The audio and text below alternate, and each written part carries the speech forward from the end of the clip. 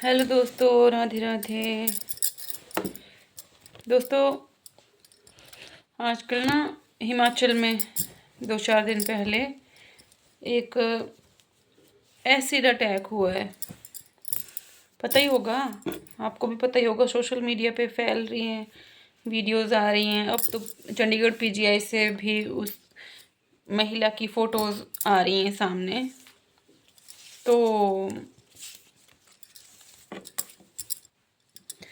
24 साल की शादी, 24 साल की शादी और जीवन इतना नरक की जिंदगी और मौत के बीच झूल रही है वो, है ना।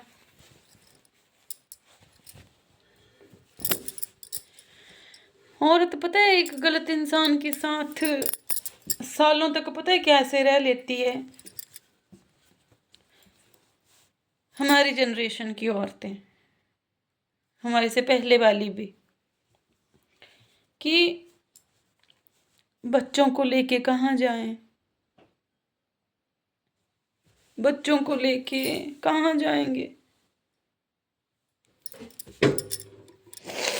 क्योंकि मायके से तो बेटियों की डोली उठती है ना, और अर्थी उठनी चाहिए ससुराल से। तो सबसे बड़ा सवाल कि बच्चों को लेके कहाँ जाए, है ना। इतनी हिम्मत नहीं होती हर औरत में कि बच्चे पति की छाती पर फेंक के चली जाए, है ना।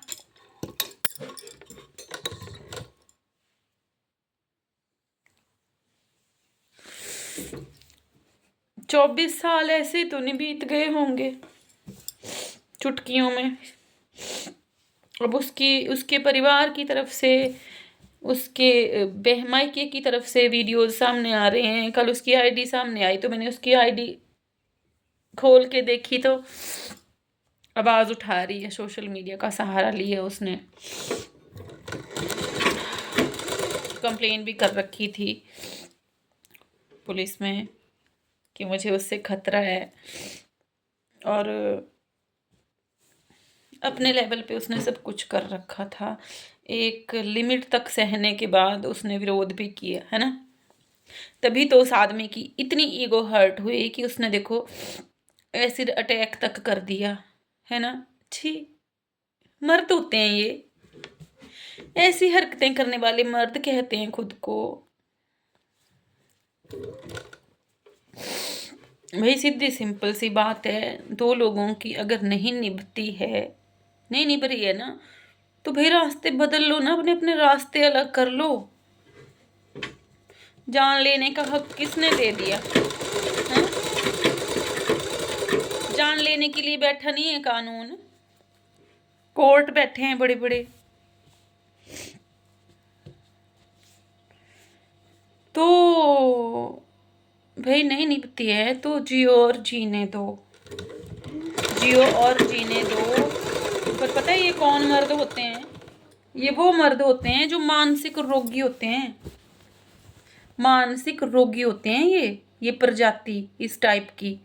सभी को नहीं बोल रही हूं मैं,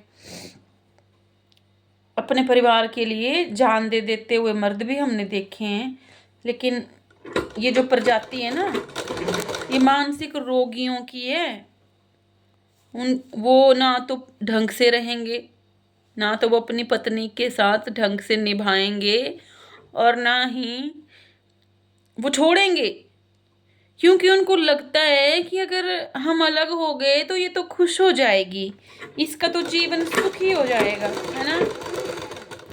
और क्या वो उसकी इस हालत के पीछे,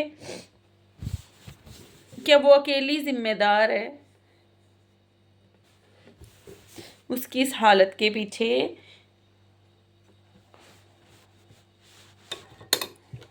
देखो, मुझे उसके घर का तो नहीं पता, लेकिन कहीं ना कहीं माइका भी जिम्मेदार होता है जो सपोर्ट नहीं करता ऐसे हालातों में बेटी के होने के बाद भी। और समाज भी जिम्मेदार, क्योंकि जो माइका होता है ना, वो समाज का ही तो रोनर होता है। लोग क्या कहेंगे, लोग क्या कहेंगे, बेइज्जती हो रही है, फलाना हो रहा है। अब भुगतेगा कौन? भुगतेगी, भुगत ही रही है बेचारी।